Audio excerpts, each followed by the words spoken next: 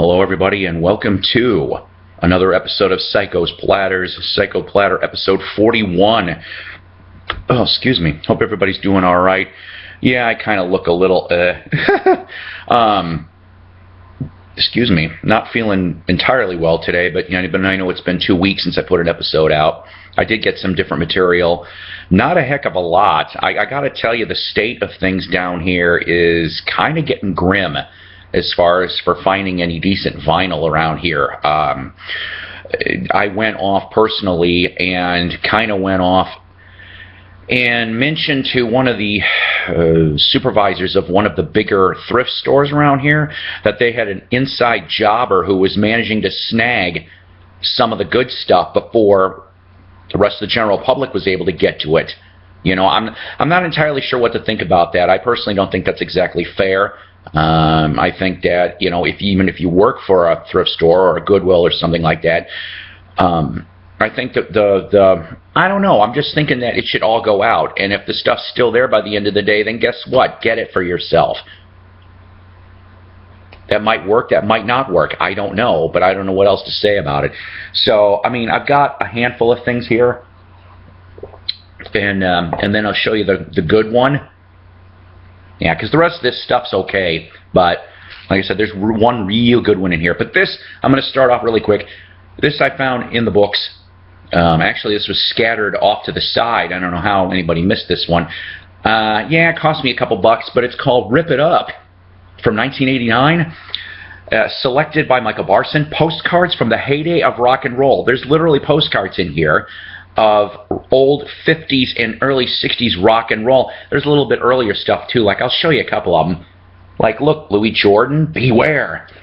But I thought this was neat. Even sheet music. It's Too Soon to Know by the Orioles. All of these ones here you could literally rip out of the book and send them to your friends. Here's a magazine, Rhythm and Blues. Midnighter's Greatest Hits. Wish I had that. Bet you Doug does. Doug's got a lot of things. Shake, Rattle, and Rock. I actually got a DVD copy of that for $1 once. That's one of the few rock and roll movies you can actually find a lot. Song Parade. That one's got Nat King Cole, Teen Queens, and Little Richard on the cover of that one. Speaking of, I know Doug's got this. Little Richard album from RCA Camden label. Hard one to find. Rock and Roll Jamboree with Elvis on the cover. Thank you very much. The Teenagers. Well, you know who they are, right? Why do fools fall? I can't sing it. Here I am again on theater, pictorial. Love me tender, mama. Love me tender. Yeah, I know. Don't give me any negative comments about Elvis. I know my Elvis impersonation. Mine's horrible. Rock and roll. The Greatest Show of Stars for 57. Notice that all of them are black. Nothing wrong with that, damn it. That's cool. I love this stuff. Let me see if I can mention here really quick who it is that's listed on this. Okay, Chuck Berry, Fats Domino, Clyde McPhatter, Laverne Baker, Five Satins, Crickets, the Everly Brook. There's no white people on this. Eddie Cochran, It's Enough to Make One Weep. Over the 80 days of the 1957 extravaganza, various artists would be added and dropped. Okay, well, that's why for the poster. According to the demands of local culture in the South, black and white artists, of course, could not appear on stage together. Such BS for the 50s, I'm telling you. I live down, like, what is it, 90 minutes away from me is still another KKK stronghold. It's 2013, people, come on. Fabulous Cadillacs, sorry for the shine. Tommy Sands versus Belafonte and Elvis. We know who won that one. It's Pajama Party. Alan Freed presents The Big Beat. Alan Freed, you know what? What a sad way to end things, but he partially did it to himself. He did. But it says here, of course, the High Lama of rock and roll, How the program notes describe him, which must have suited the ambitious Freed just fine, because the architect of the groundbreaking Moondog Rock and Roll Party on Cleveland's WWIII in 1951, the first show to offer R&B to a mixed audience with 50,000 watts to boot. Well, back then that was a biggie, right? Freed soon became the music's premier court concert promoter. When he moved to New York's WINS a few years later, Freed's high profile was enhanced. In short order, he was appearing as himself in films like Rock Around the Clock and Mr. Rock and Roll, championing the healthiness of rock and roll to skeptical adults. It was one of these Freed's national Big Beat tours that the legendary riot erupted in the old Boston area in May of 1958, but it was the payola scandal of '59 that finally brought the High Lama low, and that's true. If I remember correctly, he died in '65. Here, of course, copy of the movie poster, Don't Knock the Rock. That's another one I've seen. That one there, Alan Freed, of course, in that one. Bill Haley and the Comets, Little Richard and Dave Appel and his Applejacks. Cover 16 magazine, Jimmy Dean. Do you have this one? I have this one on Master Seal. I know Doug's got it. It's called Rock and Roll. Let's go dancing to rock and roll. With Ben Gates and his Gators, Gaters. 1957 for that one. I showed you in an episode before that I found the cover to this. Wish there was a record in it. I miss Buddy Holly. Why, look, it's photo play with Ricky Nelson. Hey, hey, hello, Ben. Nah, I'm not going to go there. They used to also make old arcade cards, you know, like bubblegum cards. This one of the Everly Brothers. I wish I could find some of those. I've never found any of those in my travels. Everybody was trying to get into the act. Here's a postcard for the poster of the In-Between Age from Allied Artists. I never heard of that. It was from 1958, starring Lee Patterson and Mary Steele, introducing Terry Dean, 6 hot new song hits with these top recording stars. Yeah, right. Nancy Whiskey. Really? Phil Seaman. Okay, I can't even stop laughing. It's Seamon. I'm still a little kid. Jazz Group. That's his name. Les Hobo. Sonny Stewart and his Kings. And Dennis Lotus. But you have all those greatest hits in your... I never heard of them. Rock and Roll Magazine. Bobby Darin and Chantel's on the cover. Promo card for Paul Anka from '59. How about the Fleetwood's Mr. Blue? What a relief, Bobby Rydell. I dig girls. I'm glad you do, because if you tried doing a song called I Dig Boys back in the 50s, you would have been, well, hey, no misses in '59, hit after hit after hit. I met this man, Lloyd Price. Yeah, that's right. Thanks to the many friends in the industry for a great year. With his current bestseller, Coming to My Heart. Sheet music for the Little Eva's Locomotion. And lastly, from the Orlons, Not Me, Not Me, and lastly, Not Me. Like I said, from 1989, $3 couldn't pass that up. I know, I was a little long-winded on that, wasn't it? But I thought you guys would like to get a kick out of it. All right, vinyl-wise, what did I get? A few of these still happen to have the shrink on them still. The condition on them was VG to near mint. This one I never seen before from late 1988. If you're an Alabama fan, Alabama Live. Yeah, that's right. I didn't know. You know, I like Alabama, sorta. Sorta, kinda, sorta. It says, includes special extended versions, 7 #1 favorites, and more, plus material never before released. And of course, remember, Give the Gift of Music. Yeah, from 1988 on RCA. Gordon Lightfoot, If You Could Read My Mind. Yeah, okay. That one, of course, on reprise. Like I said, these ones here are, the VG stuff's got like minor scratches. Minor. I didn't have this one on all these years. Paul Simon in concert, Live Ryman. Can't talk today, I'm sorry. Of course, on typical old school Columbia label. Lots of various things he went there. You know, I have to confess, I do not have a lot of this group in my collection. They're still touring. It's 3 original members still. And no, it's not Billy or Marilyn. The Fifth Dimension's Portrait album. Ron Townsend, of course, died, I want to say in 2012. So yeah, it's got to be down to, it's got to be down to Florence and Lamonte.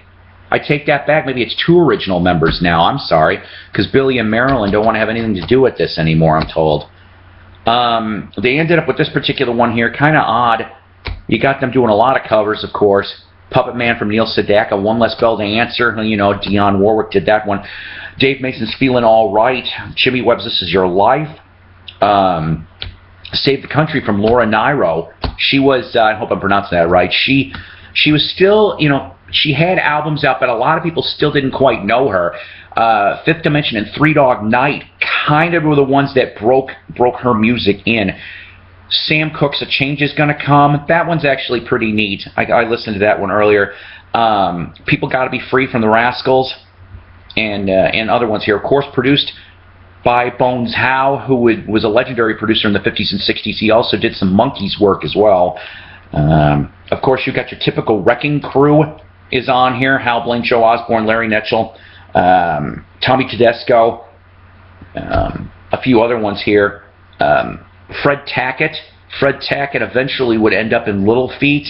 He's also on here, finger-picking guitar, it says. So, I mean, it's kind of neat. I like their music. I did. It's just, I don't find too much of it that's not beat up. Same thing for these guys. Tony Orlando and Dawn, I know, cringe. The music, I remember watching them on TV. If you're my age, I'm 46. Did you watch them when you were a kid in the 70s on TV for the 2 years they were on? I did. They had a lot of different things. I mean, sure, they took old songs and made them new, kind of, sort of. I mean, this one on here, of course, Say, Has Anybody Seen My Sweet Gypsy Rose? Stepping Out, I'm Gonna Boogie Tonight, and Who's in the Strawberry Patch with Sally. Those are the 3 hits off of here. All top 40. Go figure on that one, right? And for this one here, remember I was talking about Dave Appel and the Applejacks earlier in the 50s thing? Dave Appel's actually working guitar on this. So you're looking at 1973. He was doing session work. Let's see. Also, that pretty much is about it, really. Yeah. You just got basic stuff here. I'm hoping, I'm not going to promise nothing, but I'm actually hoping to meet Tony Orlando between now and the end of this year, because I heard that he has signed up again for the Tony Orlando Christmas show, and I heard he likes to sign sometimes. This one I have never seen before. I like Kenny Rogers in the first edition, at least the older stuff, okay? But I've never seen Tell It All Brother. This was of course in a shrink still, also on reprise. But what really got me on this was there's some songs here that are written. One of them in particular, We All Gotta Help Each Other, Earl and Ernest Kate, as in the Kate brothers. This is 1970, so I'm kind of wondering, you know, they didn't have the Kate brothers band until 74, 75, so if I ever meet the Kate brothers again, I'm going to ask them about this. I'm like, hey, I didn't know you worked on for Kenny Rogers for at least writing some tunes. That's kind of cool. All right, those all were $1 a piece. These ones here, these handful, $0.25 a piece on this. This was the place, like I said, the guy picked these over and left what was left. There could have been some promising stuff, but they was scratched to holy hell. These were the only ones I was able to salvage. This one, of course, mid-condition, Smokey Robinson's Being With You. I love Smokey. You know why, kids? Because when Smokey sings, I hear violins. Yeah. You knew that was coming. You did. Don't send me any nasty emails. But I really do like him. I've always liked him for many years. Nobody really stands out on here. I'm assuming, obviously, that he's got the typical Motown people backing him. But if anything, I'll tell you this: On background vocals, you do have Robert John, Mr. Sad Eyes. Sad Eyes. Yeah, we're not going to hear that. And Maxine Waters Willard and Julia Waters Tillman, they were really known for a lot of things in the 70s and 80s, background singings and everything. If I remember correctly, I think they were even behind the She's Raining Men. I could be wrong on that. But, okay, and then for this one here could have been in better condition. It needs to be. I mean, there is a lot of little scratches, and it does need to be cleaned up a little bit. But for 25 cents, I'm not going to pass up all the hits by Chubby Checker on Parkway. I'm not going to do it. If it was totally stomped by an elephant, maybe I would have, but this one's maybe slightly salvageable. This one I thought was a little bit odd. I talked to Doug about this the other day. I'm going to say 1964-65 for this, and I'll tell you why in a second. This on the Diplomat label. Diplomat was one of those real crap, you could probably find them for $1.99 in your record store cutouts. This one is Teen Dance Time. It says various artists, and by the way, I looked on the back because it shows the additional recordings that Diplomat had to offer, and they did not have any other rock and roll stuff. This was the only one it looks like they attempted to do. And it says here, who's on this album? Now remember, this is 64-65. You got Bill Haley, The Angels, Neil Sedaka, Dick Dale, Surfaris, Joey D, Sonny Till, The Crescendos, Harp Tones, and Phil Flowers doing the top dance hits. The Beatles Move, Mashed Potatoes, Monkey, Twist, The Dog, Pony, Hully Gully, and The Wobble. That's not what made me get this album. What made me get this album, and for 25 cents, I said, you know what, even if this is bad, it's still going to be worth getting for 25 cents. Special bonus, the Beatle Maids sing Who Can I Believe? Really? The Beatle Maids? I tried to look on Google, on Wikipedia. Couldn't come up with any information on this. But let me read you just like the middle paragraph of this. It says here, the artists are all your favorites too. The great rock and roll tunes are here, all of them. And groups like the Angels and the Crescendos sing new life into these tunes. Bill Haley will make the room rock with his rendition of Don't Mess Around, and you can dance to your heart's content. Well, you know what? I don't remember Don't Mess Around, and I'm wondering, obviously, because it being in the mid-60s period, if this was stuff that, you know, the bands recorded on the fly because they needed money. I know Haley needed money back by the mid-60s, because if I remember correctly, he was already having IRS trouble, I think. So, I mean, I think that was another reason why he was down in Mexico for a couple of years. Other than, of course, he was really popular in Mexico and South America and Europe, so... I laughed when I saw on eBay it was going, the stereo version was going for $70. I know this thing ain't worth $70, but it is odd just for that in itself. Okay, let's see. Lastly, pick this up. I didn't have this. $3, really good shape. Jefferson Airplane's flight log on Grunt from 1966 to 76. Now, let's see here. This is I know you can't really quite tell, but it's got the band members' faces, you know, pasted over the actual soldiers in the flight jackets. Gatefold here, just basically, yeah, kind of strange. What this particular 2-album set is, it's actually, it's like, okay, I'm so sorry. The first album, or the first side of the first album, is all Jefferson Airplane, okay? But it's stuff that's not exactly you wouldn't expect. Like, Come Up the Years from Jefferson Airplane takes off. Of course, White Rabbit's on here. Coming Back to Me, Won't You Try Saturday Afternoon, Greasy Heart, and If You Feel. Side B, of course, Somebody to Love Live, Wooden Ships, Volunteers, Hesitation Blues from Hot Tuna, Have You Seen the Stars Tonight from Blows Against the Empire, Silver Spoon from Sunfighter, Feels So Good, Pretty As You Feel, Milk Train, and lastly, Jada, Keep On Truckin' from the Hot Tuna album Burgers from 72. Come Again, Toucan from Grace Slick's Manhole from 73. Sketches of China from the Baron von Tolbooth and the Chrome Nun album. Genesis from Hot Tuna's Qua album from 74. Ride the Tiger. And lastly, an unreleased live performance from 1976 of Please Come Back. pretty decent, I thought. Like I said, it comes with, I'll see if I can show you this really quick, just an interesting, in my opinion, booklet. You know, it just shows various pictures. And of course, oh dear Lord, they're in faux cocktail lounge mode. Oh, that's scary. That would have been the late Starship years. Well, here's a nice picture of them. There. I know, sorry for the glare. And then, of course, it's kind of neat. They mention all the other, they do thank yous to everybody else, because there was other people that were involved in these albums other than your standard fare. But like I said, I never even knew this existed until yesterday. I was like, oh, wow.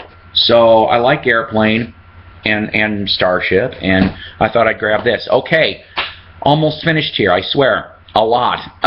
So I'm going with my buddy, Doug. We went and looked at the Goodwills and all the other places. And they kept, we kind of asked them nicely, because we knew the particular person, and they brought out some more albums that were in the back. Yes, I like looking at new stuff, even if it's junk, which most of it was. Until there was an album hiding behind Shawnee Mathis's Greatest Hits Volume 2. When I saw this, I didn't even have a chance to look. I felt so bad. It just goes to show you that you still can find decent stuff at Goodwills. What this is, from 2003, it's an Italian import from Earmark Records.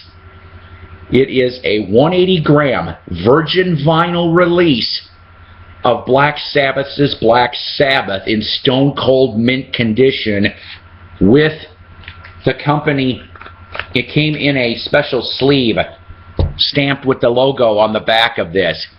For $1, kids. I couldn't. It didn't even hit the pile. That was how quick I found this. So it just goes to show you still can find things at Goodwill. Doug was telling me about a few things he found at Goodwill too. Do you have record collecting friends out there, kids, that they actually beat you to the stash and you think you're so slick that you thought you got to the stash first? It's okay. That's why Doug and I are friends. We are, seriously. He's got more time to look for the good stuff. He really does. I don't. I wish I did. Maybe someday down the line. I am going down to Conway briefly to go pick up my oldest daughter and grandson. So hopefully I can find some interesting things. I'd like to get a hold of one more score between now and the end of the year. That would be sweet. But if it doesn't happen, it doesn't happen. I'm satisfied with what I've got. But as in the words of the Deep Purple song, "Knocking on Your Back Door," it's the thrill of the chase. You didn't think I was going to do that, did you? That's all right, guys. Take care until next week. Quick shout out. So sorry about this. Wax Museum with Ronnie Dark. I can't forget about Wax Museum. I love him. I do. In a nice, manly, platonic way. I love him and Mike and Commander, and those guys are the tops. In the words of John Lennon, they're the toppermost of the poppermost. And they do really good shows every week. The Halloween show was a blast. You missed it if you didn't see it. Go like them on Facebook and listen on Sunday nights if you missed it. The Halloween show was really good, and they had Butch Patrick, Eddie Munster. He was on there too. I'm telling you, people, when you're not listening, you're missing out. I hate missing out too. I miss out once in a while. I don't like to, but still. So go like Wax Museum. I mean it. When you get done watching this, go like them on Facebook and listen to them Sunday nights from 6 to 9 p.m. Central Standard Time, followed by the Night Owl Lounge with Mike Adams. Yes, that's right. He's on from 9 p.m. to 10 p.m. Central Standard Time on the same network out of Syracuse, New York.